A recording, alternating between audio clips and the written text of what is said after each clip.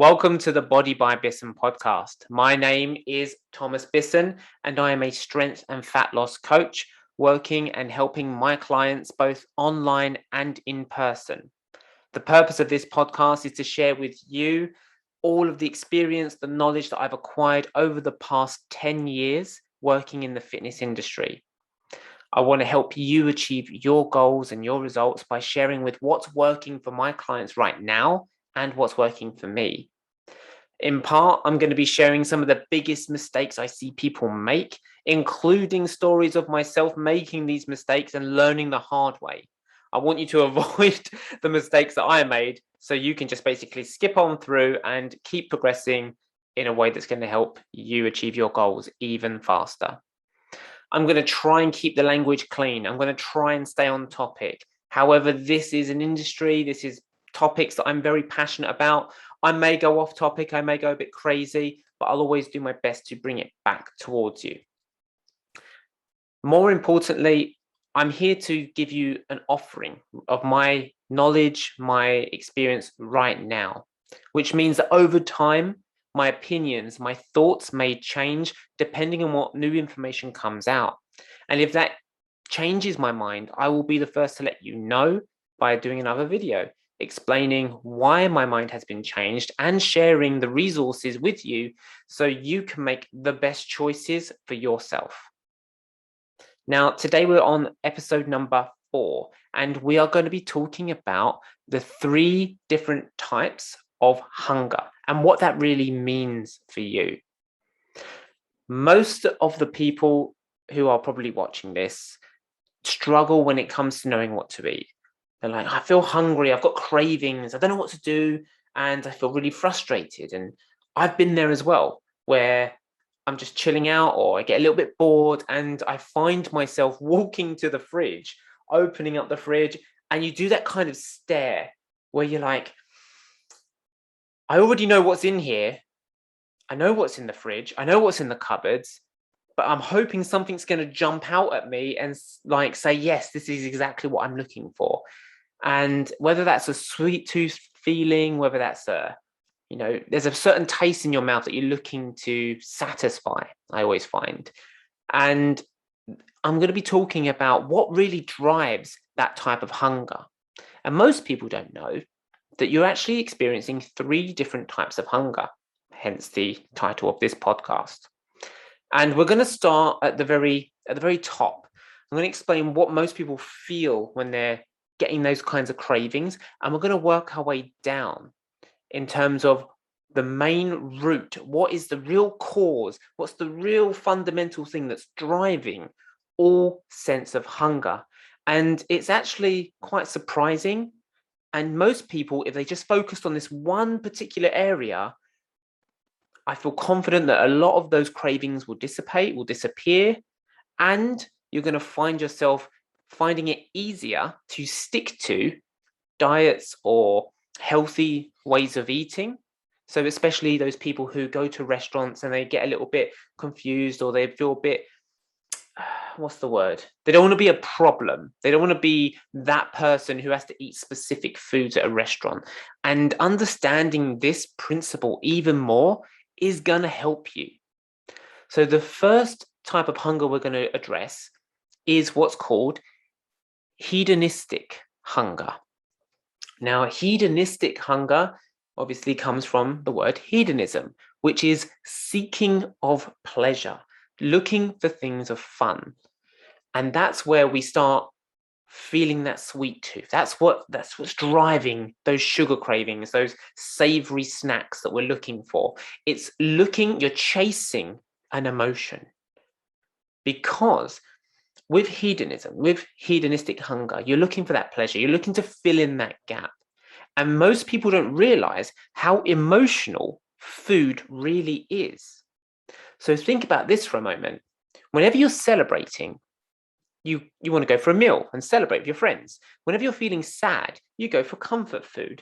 Food is massively linked to key parts of our lives. And it's all about, that's where we can really drive all of that kind of emotion and feeling.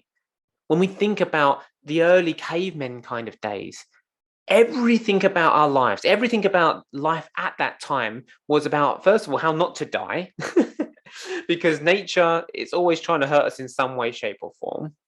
And the other part was, how are we going to find food? So the hunters and the gatherers would go off in search of food, looking for what they can bring back to the tribe. And in the evenings, we would all bond, share stories, and talk about the experiences and the action of that day, of that time, of what's going on. And that's what really allows us to connect. And when we even look at the brains, and most people don't realize, with 3 types of hunger, we have 3 types of brains, really. And as our brain has evolved, things have become a lot more complex. And when we look at where the pleasure-seeking part of it comes from, it's from the most basic part of our brains. It's also known as the reptilian brain, that really is the hardcore, genetic, hardwired part of our brain that is after the most basic needs. And 2 of the most basic needs are food and sex. So they're very closely linked together, and people will do all sorts of things. They'll be very driven when it comes to that kind of stuff, which is why when people are craving that kind of sweet tooth, looking for pleasure, chasing that emotion, especially if it's at a time where you're feeling bored, or you're feeling stressed, or you're feeling like you're not in the kind of control you want to be, the drive for that, the drive of pleasure, the drive to find an emotion that's going to help satisfy that or counterbalance that becomes even stronger. But although you are feeling the urge for that kind of food, there is a way to fight it. And it's by going further down the chain and understanding what that basic need of hunger is. So when it gets to hedonistic hunger, how do you challenge that? How do you not give in to that? And I'm going to leave the main part of it towards the end, because that's going to be a big key understanding. But one of the things you can do to really satisfy the hedonistic hunger, the hunger for sugar or savory foods, is water. Now, most of the time, people misunderstand those feelings of hunger when it's actually you're feeling thirsty, you're dehydrated, you need water. And more often than not, water will satisfy and will satisfy, let's think will satisfy most levels of hunger, and will feel like you'll realize, oh my God, I wasn't even hungry at all, I was just thirsty. So that's one of the key things to look at. Then we go down a level, and this is where it gets a little bit more interesting. The second level, the second hunger, is energy hunger. Now, energy is something that, once again, going back to those caveman times, food was scarce. People had to work really, really hard to get food.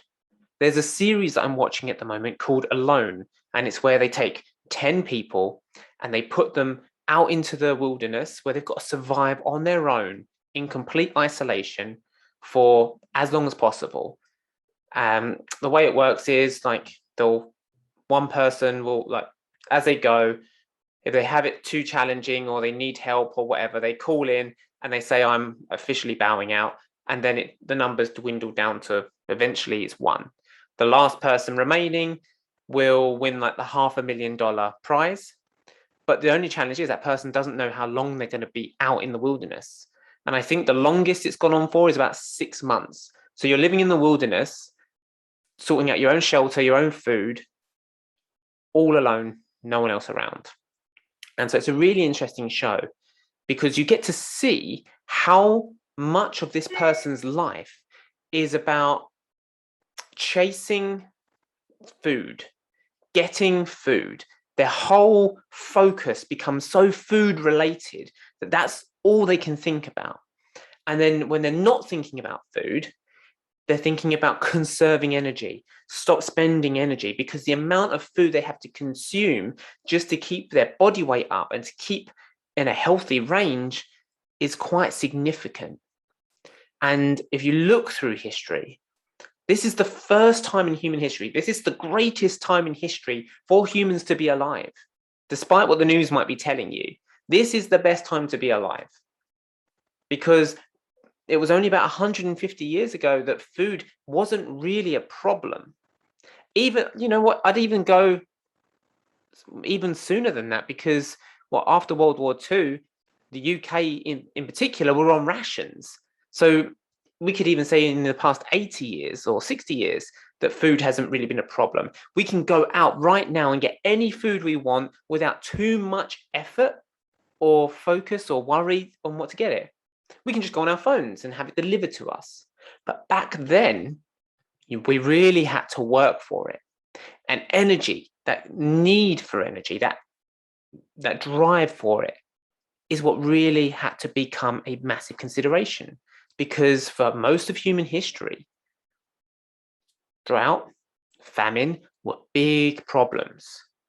So the body doesn't like giving out loads of energy, doesn't like doing lots of exercise or big energy demands, and likes to take on lots of energy because it doesn't know when it's next going to get it, really. It's a big genetic drive for us. And this is what can lead into, once again, that next level of hedonism, where that pleasure side of it comes into play, because it's like, oh yeah, we want to chase this down because we don't know when we're next going to get this kind of energy. The human race has known starvation far longer than it's known surplus of food. And so you've got the hedonistic hunger, which is all about pleasure and replacing and chasing a feeling that you're looking for. Then it drops down into the energy hunger, where it's making sure you have enough energy in your body to do the things you want to do, to experience and have a great quality life. We're closer to dogs in that way. So when you feed your dog, if you ever feed a dog, the dog will just keep eating. It doesn't have a switch in its brain telling it it's full, because dogs are scavenger animals. That's what they are. They're very closely linked to foxes as well. They will just keep eating and eating, and they will very easily eat themselves to death. And if you are a dog owner, you know that can be a challenge for them. Humans are very closely linked to that. We do have that ability just to keep eating and eating and eating, because our body loves and values energy so highly. And that can play a huge part. The third type of hunger is the most important, and it's the one that drives all hunger. It's the one that your body, no matter what kind of hunger you're feeling in that moment, whether it's I'm feeling a sugar craving, or I'm feeling savoury, or I'm feeling lethargic and I just want to lay down and eat, all of that is driven by this one major hunger. And it's the hunger for nutrients. It's called nutrient hunger. Now, the major nutrients are carbohydrates, fats, and protein. Now, in case you didn't know, fats and protein are both types of energy, and they will fit closer into hunger number 2, the energy hunger. Fats and carbs are energy. They are just different types of energy. So the fat that you've got on your body, the fat that you're eating, well, let's break that down, sorry. Carbohydrates is a form of energy. It's like petrol. You put the petrol in, you put the carbs in, your body will start using it instantly.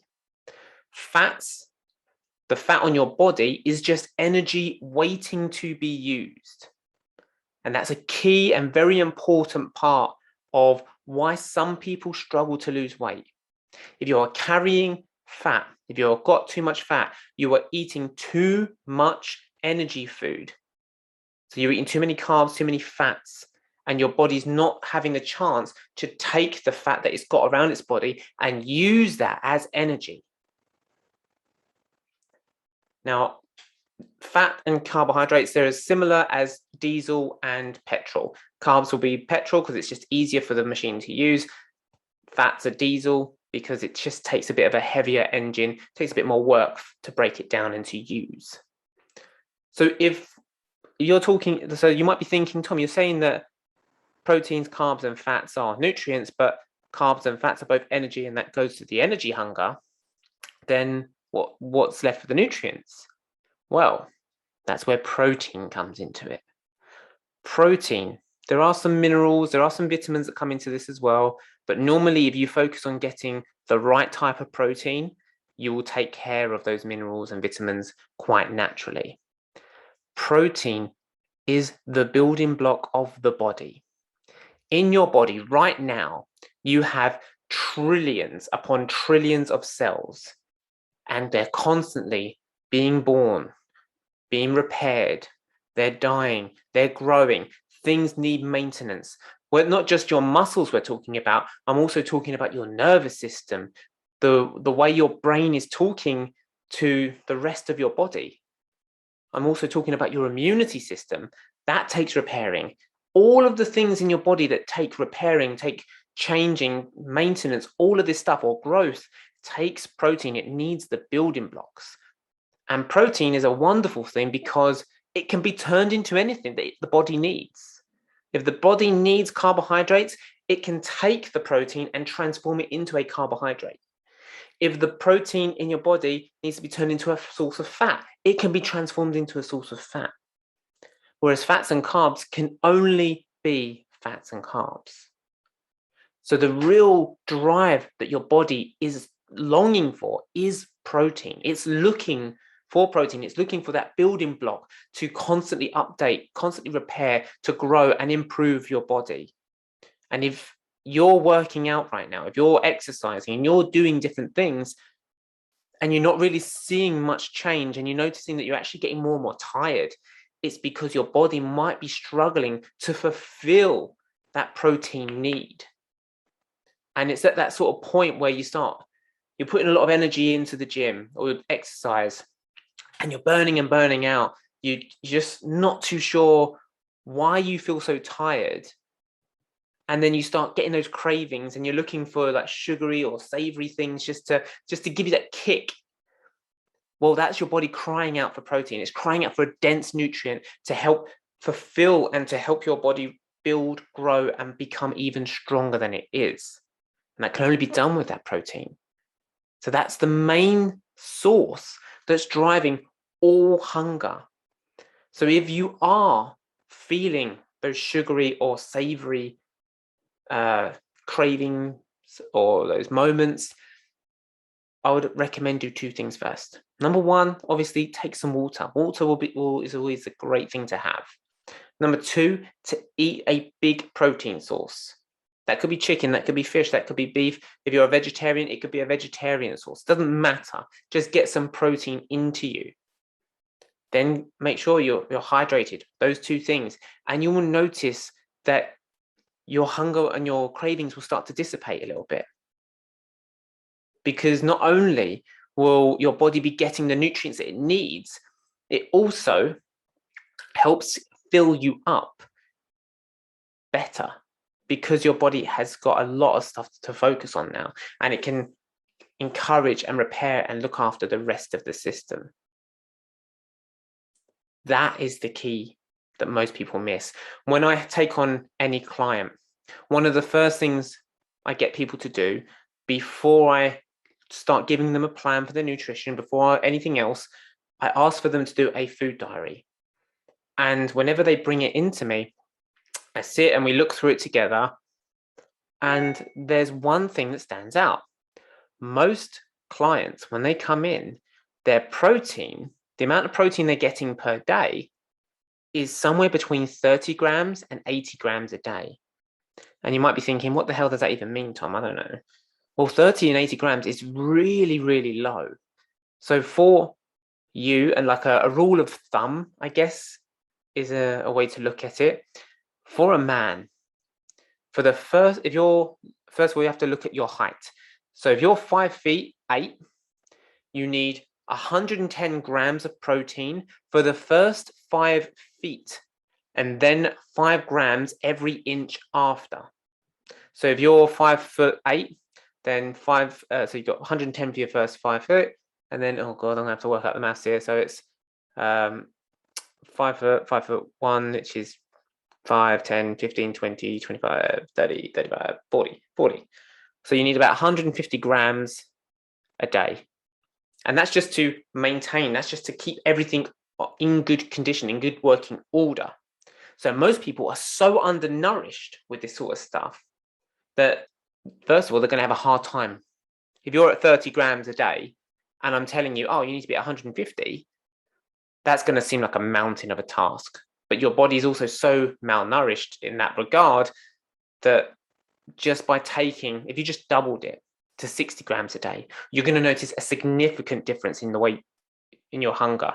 You're going to notice that your body's going to start changing quite quickly and you can start working up to it. Whereas if you're a woman, instead of 110 grams for the first 5 feet, it's 100 grams for the first 5 feet. So if you're 5'3", 5'4", then it's just 100 plus 5 grams every inch. So 115, 120 grams of protein. And that is the sort of basic formula to start working with, to start feeding the body everything it really needs. And I often tell my clients, don't worry about anything else. Let's just focus on this number for the moment. Everything else will come. And I deal with all my private clients in the same way and help them and guide them, making sure we're doing a slow incremental piece at a time, because we're looking to build the habit here, not just force feed you with lots of food. Because, and I've seen it time and time and again, people will say, oh yeah, I can do that easily. If you're used to eating 30 grams of protein a day, for example, and then you jump to 160, the day after that, it's going to be real tough to repeat that. And then people find that they go this big spike and then they crash down and stay quite low because they're not that hungry.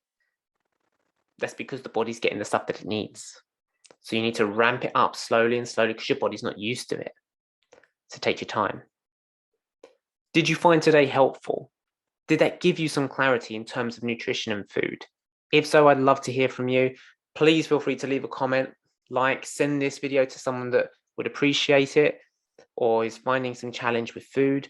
Or if you'd like to get a more understanding of what your nutrition plan would look like, feel free to check down in the comments below where my website is, check out the website and reach out to me if you'd like a consultation. Look forward to speaking to you next week and I will speak to you soon.